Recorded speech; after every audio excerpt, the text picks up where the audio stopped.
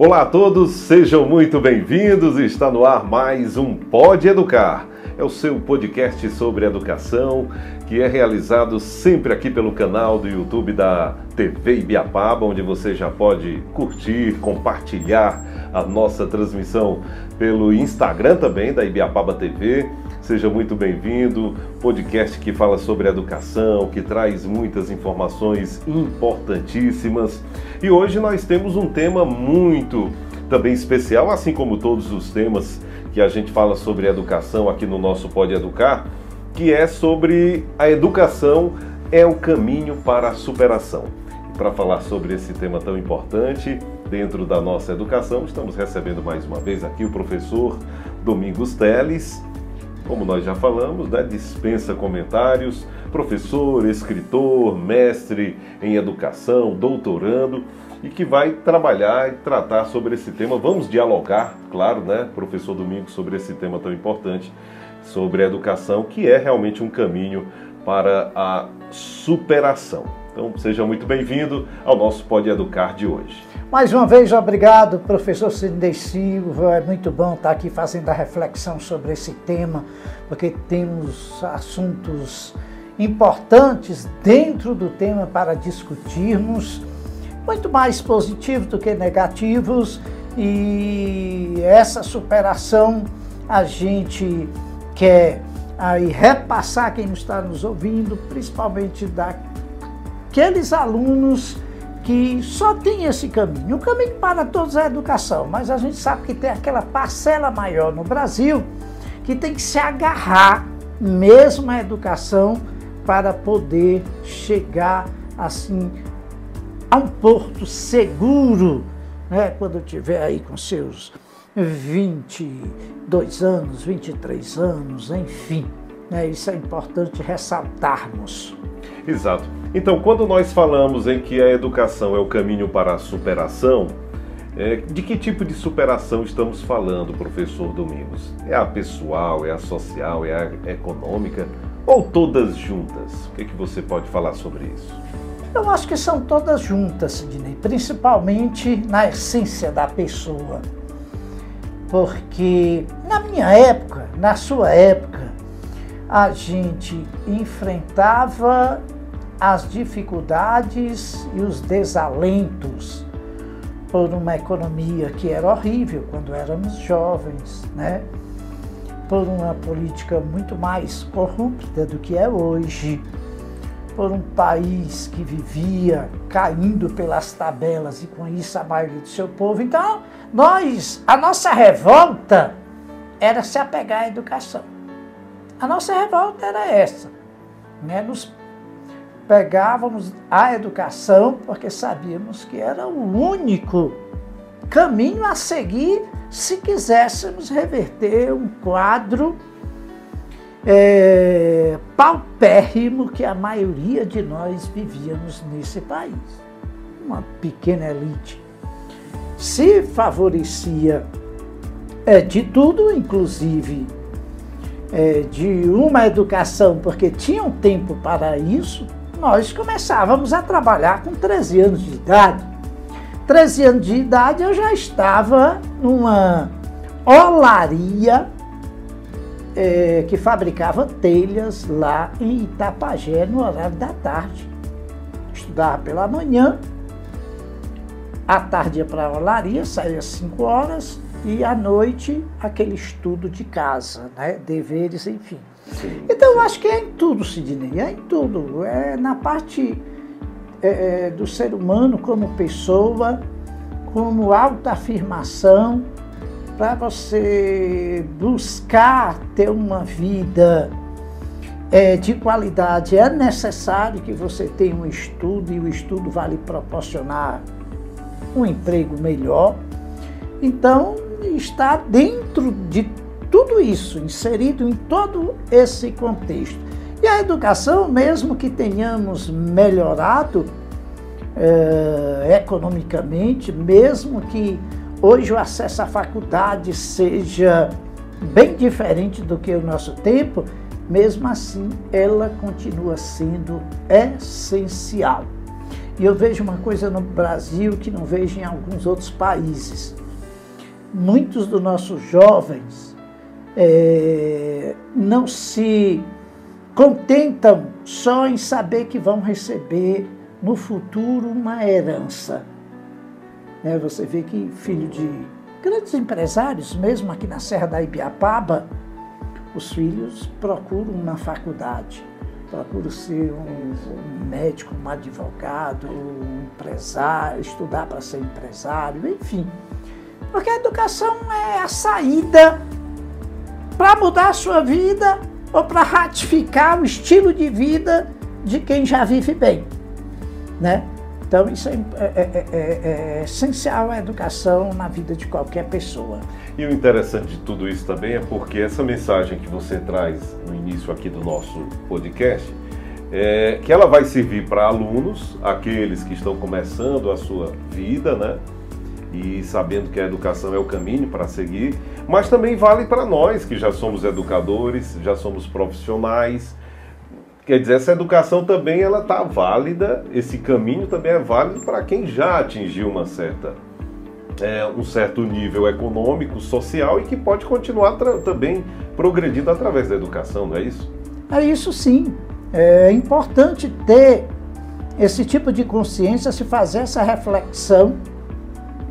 E você percebe que hoje pessoas de 50, 55 anos, 60 anos entram em faculdade, nas faculdades estão cheias de estudantes com essa média de idade e que a maioria da nossa juventude tem essa consciência. Claro que nós temos muitos problemas estruturais na educação e porque contra a educação muita coisa fora da sala de aula acaba ajudando a atrapalhar o estudante por tantas coisas horríveis que a gente vê acontecer. Então, muita coisa conspira contra esses estudantes, principalmente os estudantes em que os pais têm uma renda que é o mínimo do mínimo. E aí eles estão sujeitos a cair, né, em uma linha que não é a linha convencional que todos nós, seres humanos, teríamos que seguir. Repito, na nossa época nós descontávamos todas as injustiças buscando a educação. Hoje a gente vê que o nosso jovem está um pouco sem norte nessa percepção, mas em todo caso a educação tem tido muitas vitórias porque mais e mais alunos estão se chegando a ela. E também dentro dessa questão da educação, o ensino técnico e o profissional, ele também tem sido uma grande porta, né, para o mercado de trabalho, especialmente em tempos dessas mudanças tecnológicas. E como é que você, professor Domingos, vê o papel dessas escolas na construção de oportunidades reais de superação? Eu acho muito importante. Olha, eu vejo, na década de 70 nós tínhamos a escola tecnicista. Quando as escolas técnicas surgiram de novo aqui, no final dos anos 90, que veio com força, 2000, enfim, até agora, havia muita crítica porque está se voltando à escola tecnicista, onde está se formando só operários. Só operários. O cara que vai saber fazer só uma coisa a vida inteira. É igual aquele filme Tempos Modernos, do Chaplin, em que o cara só ficava acochando uma pólica lá, um parafuso, já outro fazia uma coisa, o outro já fazia a embalagem, e que era só para atender o mercado, era só para atender o mundo capitalista. Não.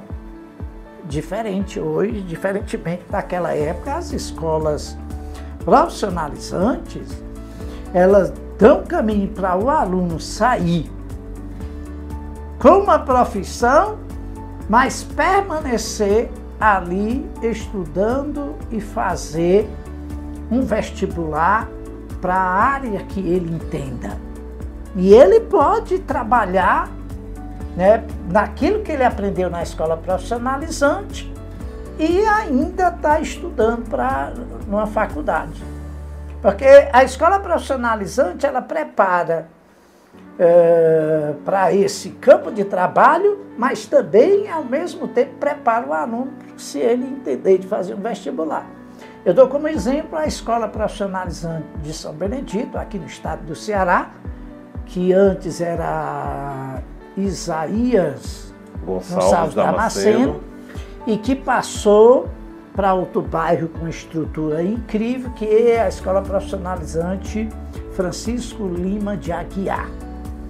E aí, cara, eu sou fã dessa escola, porque o que ela preparou de jovens, o que ela colocou nesses anos todos de jovens no mercado de trabalho e também os impulsionou a chegar numa faculdade, eu sei do que estou falando, incrível. Eu conheço do que estou falando, e você também, Sidney. Então isso é importante, isso é legal. É um gol de placa. E é interessante que a gente já vê aqueles alunos, mesmo sem terminar, sem concluir, já começando a desenvolver habilidades potenciais, né? Já estagiando, inclusive, né? Estagiando, muito isso bacana, é muito legal. Isso. O cara já tem aquele contato com esse campo do trabalho, é um aprendizado enorme. E eu acredito que em todo o Ceará há esse compromisso com as escolas profissionalizantes, como existe aqui em São Benedito, aqui na Serra da Ibiapaba. Eu acredito que todas elas. E no Brasil, né? Porque não é só no estado do Ceará. É muito legal poder testemunhar a respeito da escola profissionalizante. E tem também ainda, acho que você vai tocar nesse assunto, a escola de tempo integral, que a gente vai também abordar e dizer o que é que está diferentemente da escola profissionalizante, que você tem 99% só de elogios. Já na escola integral a gente tem que fazer umas ressalvas. Porque o projeto é lindo, a ideia é maravilhosa, mas a execução está deixando a desejar. Você está acompanhando o Pode Educar, o nosso podcast sobre educação. Gostaria aqui de fazer uma menção, claro, né, a um trabalho que é feito com muita maestria, com muita responsabilidade na escola profissionalizante que nós temos aqui em São Benedito, que aliás foi uma das primeiras escolas dentro deste modelo implantado aqui no estado, ainda como Isaías Gonçalves Damasceno, ainda com aquela aproveitando-se de uma estrutura, e que depois veio um novo projeto com uma nova estrutura e hoje já é realidade aqui também em São Benedito. Uma estrutura de deixar você assim, ó, pasmo.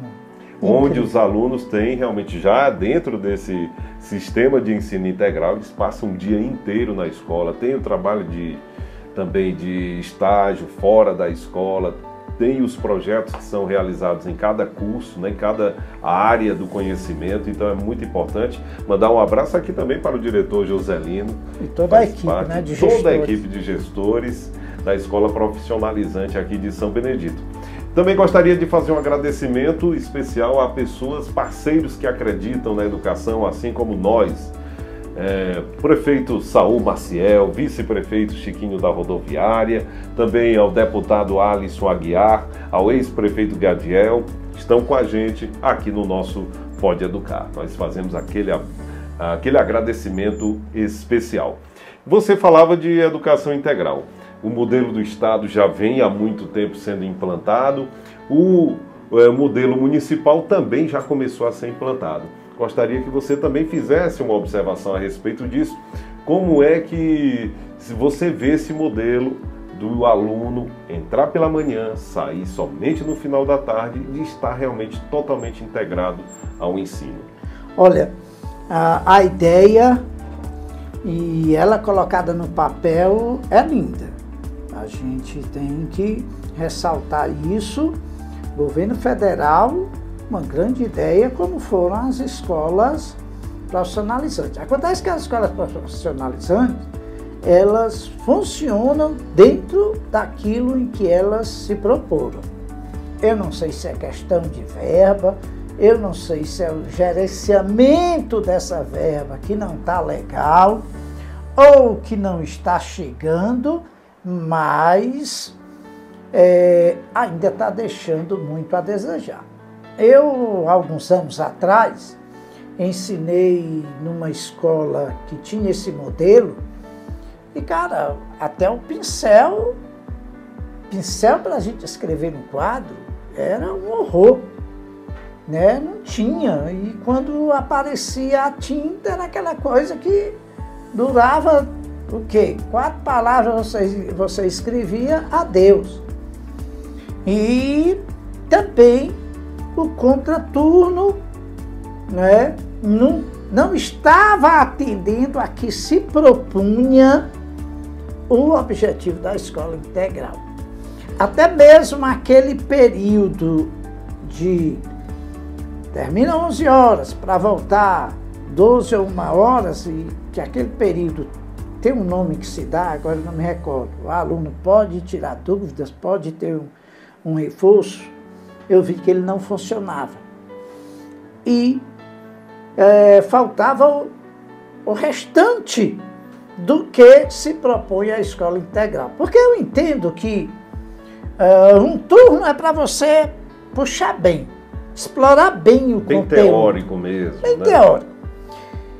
Tem aquele momento do reforço e depois você tem que ter esporte contextualizado, dança contextualizada, teatro contextualizado. Então você não pode simplesmente jogar os alunos numa quadra e achar que ali está sendo complementado o que se pede. Não adianta. Na educação, principalmente, o faz de conta não funciona. Então essa é a minha crítica. Eu sei que deva ter. Estou falando de Estado, de Brasil. Uma contextualização bem generalizada. Exatamente. Eu sei que com certeza deva ter muitas escolas que estão atendendo ao que foi planejado, ao que foi projetado para uma escola de tempo integral. A merenda tem que ser o almoço, a merenda tem que ser realmente assim um atrativo, né? Essa história dele, não, vocês vão em casa almoçar porque não tem, aí vocês voltam. Cara, isso não tá legal, não é assim que funciona. Muitas vezes o aluno nem volta no outro horário. Muitas vezes dá margem para que ele, né, tenha aquele momentinho ali livre, entre aspas, vamos dizer, para que o estímulo desapareça. Então a coisa tem que ser séria do início ao fim. Como as escolas profissionalizantes são, né? É culpa do governo federal, não está chegando a verba que prometeram, é do governo estadual, é do governo municipal, é da gestão da escola. O que está acontecendo? Agora, tem que deixar isso muito às claras.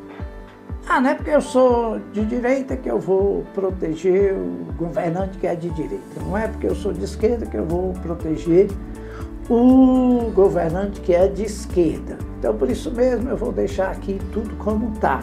Não pode. E, cara, nós conhecemos esse Ceará por essa questão da educação, né, Sidney? Você sabe disso pelos cursos que já fizemos, com esse advento da internet, que a gente conhece um amigo professor lá do Juazeiro do Norte.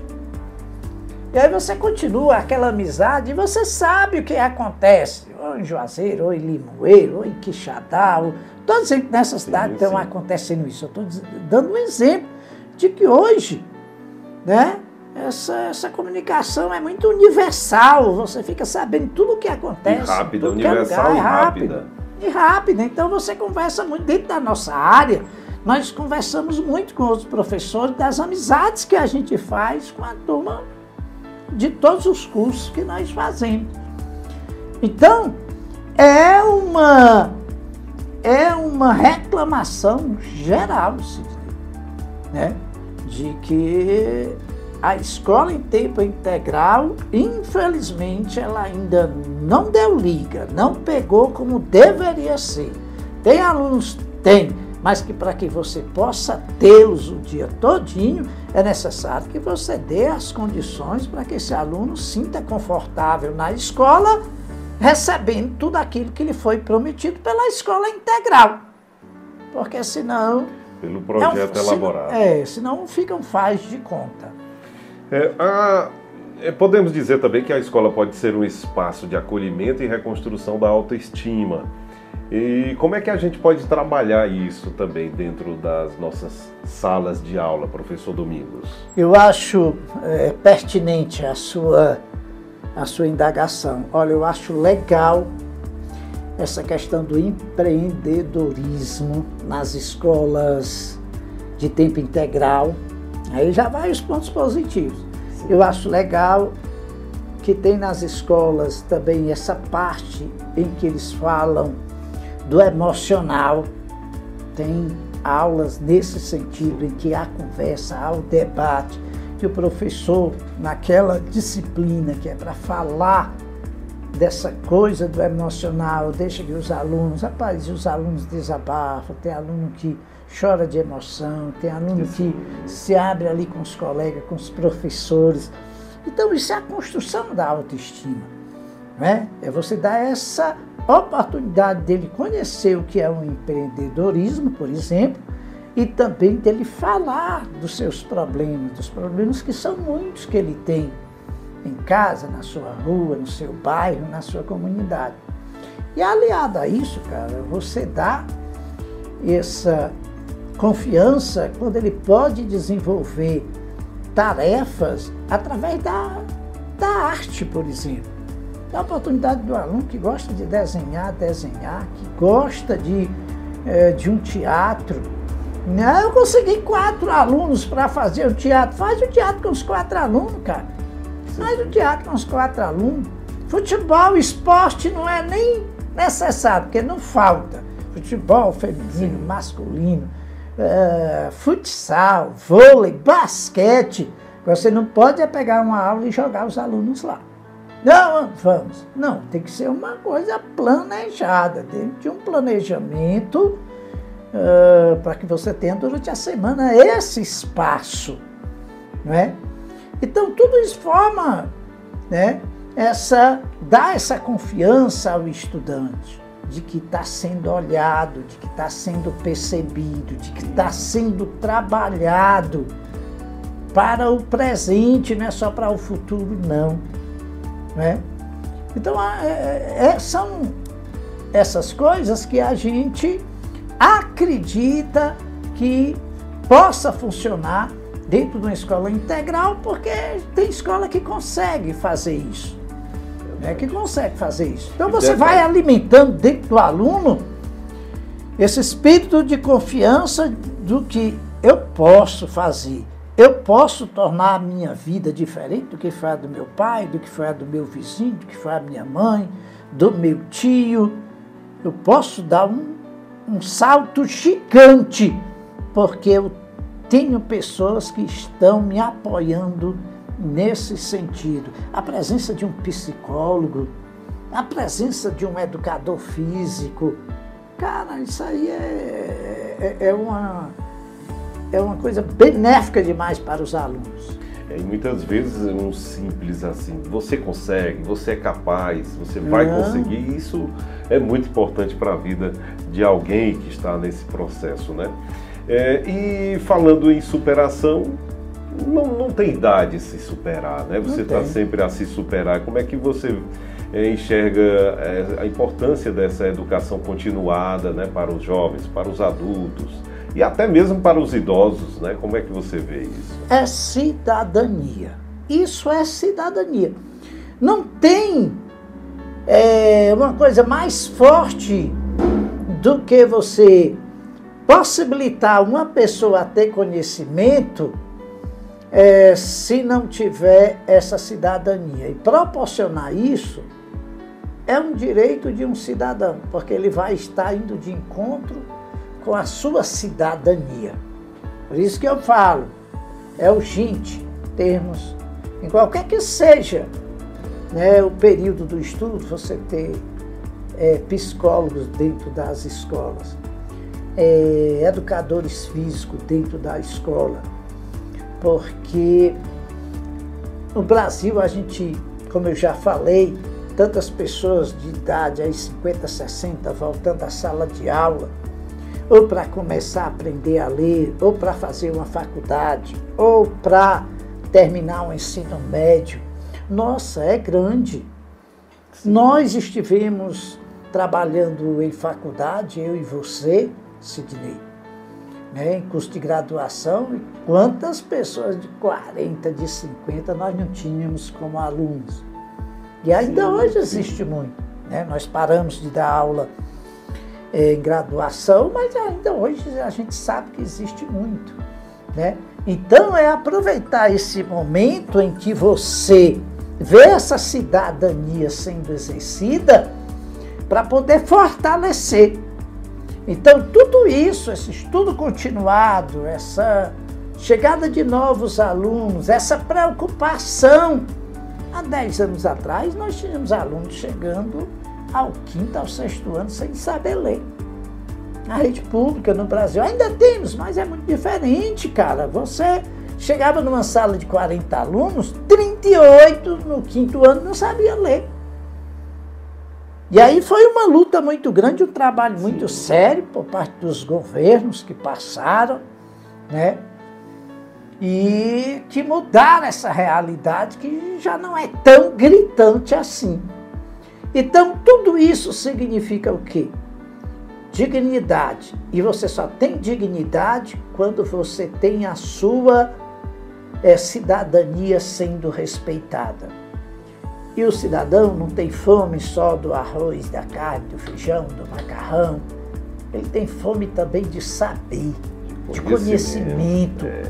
Você se emociona ao ver uma pessoa de 60 anos chorando porque aprendeu a ler. Isso é bacana demais. Então tudo isso se resume a uma coisa, Sidney, é cidadania. Respeitar o povo através da cidadania e lhe dar as oportunidades que esse povo tanto quer. Para encerrarmos, né, já estamos caminhando aqui para o encerramento do nosso podcast, Pode Educar, eu gostaria que o professor Domingos deixasse uma mensagem aí para todos os nossos amigos que sempre nos assistem, especialmente para aqueles, né, que enfrentam dificuldades, claro, mas acreditam que a educação pode ser e deve ser um novo começo. O que você poderia acrescentar? Olha, especial para os alunos, para os jovens, que eles não desistam. Que eles não desistam. Não há nada que vá lhe fazer chegar ao patamar que você sonha, que não seja a educação. Outras coisas que possam surgir são coisas efêmeras. São coisas que você pode desfrutar até por 1 ano, 2 anos, mas depois tudo se acaba. Né? Não tem nada mais seguro do que o conhecimento, do que a educação. Você tendo o conhecimento, a educação, chegando ao patamar que você sonha, você é uma pessoa livre, é uma pessoa que vai ter seus recursos, vai ter sua casa, vai ter seu carro, sua moto, vai ser teu emprego, sem o medo de que ninguém possa questioná-lo e de repente tirar tudo aquilo que você tem e levá-lo para uma situação que vai diminuí-lo, que vai fazer com que os amigos, os filhos, os pais, os parentes tenham vergonha. E a educação é o único caminho para essa sua estrutura, para essa sua segurança, para que você seja sempre uma pessoa, né, que tenha momentos felizes. Então, não tem para onde correr se não for a educação. E o exemplo que eu dou, você vê, pega a nossa pequena cidade, ou então pega a nossa pequena Ibiapaba, pequena em termos de extensão que estou falando, e veja que os filhos dos grandes empresários ou políticos dessa região, eles não estão esperando por o que vai vir na frente. Meu pai vai me deixar isso, minha mãe vai me deixar isso, nós somos assim e tal. Não. Então aí, buscando faculdade, buscando uma profissão. Então, se eles que têm toda essa estrutura, digamos assim, procuram, não esperam por uma herança que virá, imagine nós que não temos. Então temos que nos agarrar à educação. A educação é a saída para todos. E mesmo, como dizia o professor Bosco, do Colégio CEPAC, mesmo se você tiver uma super herança, se você não for um cara inteligente, se você não tiver estudo, você perde essa herança em pouco tempo. Por isso que a educação é a segurança para tudo, Cid. É isso. Então por aqui vamos encerrando o nosso Pode Educar de hoje. Muito obrigado a você que esteve acompanhando com a gente. Agradecer mais uma vez aos nossos parceiros, prefeito Saul Maciel, vice Chiquinho da Rodoviária, deputado Alisson Aguiar, ex-prefeito Gadiel, pessoas que assim como nós acreditam muito na educação. Um abraço a todos e até o nosso próximo Pode Educar aqui para você. Um abraço e até lá.